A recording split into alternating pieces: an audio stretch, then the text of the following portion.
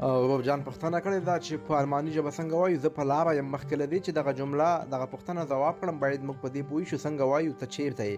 دغه جمله په الماني ژبه داسې وایي wo bist du، ته چیرته یې.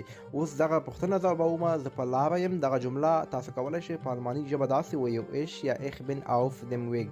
زه په لاره یم. ich bin auf dem Weg.